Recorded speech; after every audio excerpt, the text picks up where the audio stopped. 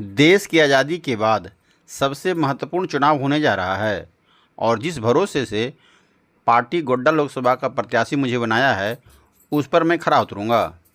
यह बात गोड्डा लोकसभा सीट से कांग्रेस के प्रत्याशी प्रदीप यादव ने आज पत्रकारों से कहा।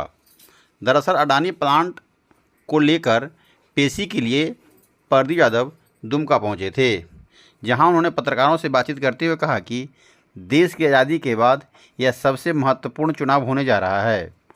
उन्होंने अपने 25 साल के राजनीतिक जीवन का हवाला देते हुए कहा कि वह हमेशा जनता से जुड़े मुद्दे को उठाते हैं। उन्होंने कहा कि अडानी पावर प्लांट का मुद्दा उठाया तो उन्हें जेल जाना पड़ा और उन्हें कई केसों में फंसाया गया। उन्होंने यह भी कहा कि महागठबंधन के प्रत्याशी के तहत झामुमो, राजद तथा वाम दलों के सभी कार्यकर्ताओं का समर्थन भी मिल रहा है। बताते चले कि गोड्डा लोकसभा सीट पर कांग्रेस पार्टी ने अपने पूर्व के घोषित उम्मीदवार दीपिका पांडे को रिप्लेसमेंट करते हुए प्रदीप यादव को वहां से उतारा है। अब गोड्डा के भाजपा उम्मीदवार निशिकांत दुबे का मुकाबला कांग्रेस प्रत्याशी प्रदीप यादव से होगा। खबरों से अपडेट रहने के लिए मेरे चैनल को सब्सक्राइब करके लाइक शेयर और कमेंट करें। प्रेस वार्ता के दौरान फुरकान अंसारी एवं हेमंत सोरेन पर प्रदीप यादव क्या बोल रहे हैं उन्हें जरूर सुनिए। जो देश का सबसे महत्वपूर्ण चुनाव आज़ादी के बाद कह सकते हैं आप, ऐसे चुनाव में हमें प्रतिनिधित्व करने का मौका दिया है और मैं कह सकता हूं कि लगातार 25 वर्षों से मैं विधानसभा का प्रतिनिधित्व किया हूं। पुड़िया हाट का लोगों का असीम प्यार मिला है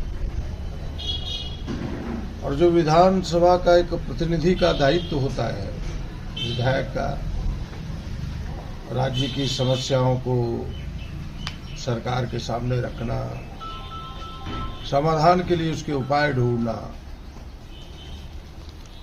आम जनों की समस्या के लिए लड़ना लोकतांत्रिक तरीके से, हमने कोई कोर कसर नहीं छोड़ा। कई समस्याएं मेरे सामने आई जनता की, जिससे लोग टकराने में, जिससे बात करने में भी डर जिसे लगता था। अडानी जैसी कंपनी, यानी अडानी से लड़ना नहीं, सीधे प्रधानमंत्री से लड़ना था।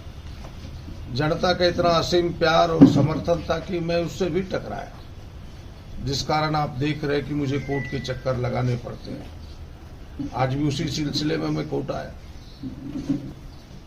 लेकिन फिर भी मैं कभी रुका नहीं, कभी झुका नहीं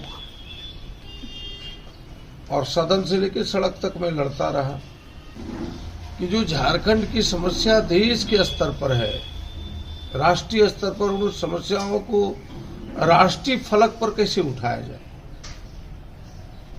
इसके लिए लोकसभा का प्रतिनिधित्व करना आवश्यक है और मुझे कांग्रेस ने इस बार मौका दिया है और हमें लगता है कि इस बार जनता मेरे साथ खड़ी होगी, जनता का समर्थन मिलेगा, आशीर्वाद मिलेगा। तमाम जो गठबंधन की पार्टियां हैं, झारखंड मुक्ति मोर्चा, राष्ट्रीय जनता दल, वामपंथी दल और हमारी जो कांग्रेस पार्टी है, इनके कार्यकर्ताओं का समर्थन मिलेगा और इस बार हाथ छाप सबसे ऊपर रहेगा। जो तो फुरकान अंसारी की तरफ से भी हो रहा है, अल्पसंख्यक लोग कर रहे हैं कि जब 18% हम लोग हैं तो एक भी टिकट कांग्रेस ने उसको नहीं दी। देखिए, सबको अपने हक, अपनी बात कहने का अधिकार है और कहना भी चाहिए, लोकतंत्र है। हमें लगता है कि हम सारे लोग एक मत होकर के इस चुनाव को लड़ेंगे। यह बात कहीं आपको देखने को नहीं मिली। सोरेन जेल चले गए और उनका कितना असर पड़ेगा ये लोकसभा चुनाव? देखिए, हेमंत सोरेन जेल चले नहीं गए, जेल उन्हें जबरदस्ती भेज दिया गया। आपके प्रश्न थोड़े गलत हैं। जेल चले गए नहीं, उन्हें जेल भेज दिया गया और जेल इसलिए भेजा ताकि चुनाव को हम प्रभावित कर सके, लेकिन उन्हें उसका उल्टा असर होगा। आज जनता हेमंत जी के साथ खड़ी है। जनता कह रही है कि आपने गलत चीजों पर गलत आरोप लगा करके उन्हें जेल भेजा है। वो जनता के सेवक थे, आम जनों के लिए बेहतर काम कर रहे थे। ऐसे में से स्वाभाविक है जनता के बीच गुस्सा, और गुस्सा अंतिम में प्रस्फुटित होता है वो बिल्कुल चुनाव में वोट के ही रूप में। मुझे लगता है कि झारखंड के सबसे बड़े रैलियों में से एक रैली रही वो। और वो जनसैलाब, वो समर्थन, वो उत्साह, वो ऊर्जा यह प्रमाणित करता है कि इंडिया गठबंधन के साथ यहाँ की जनता खड़ी है। और हमें लगता है कि इसके चुनाव में असर होंगे, 14 में से 14 पर असर होगा और इस बार भारतीय जनता पार्टी झारखंड से साफ होगा, हाफ नहीं साफ होगा।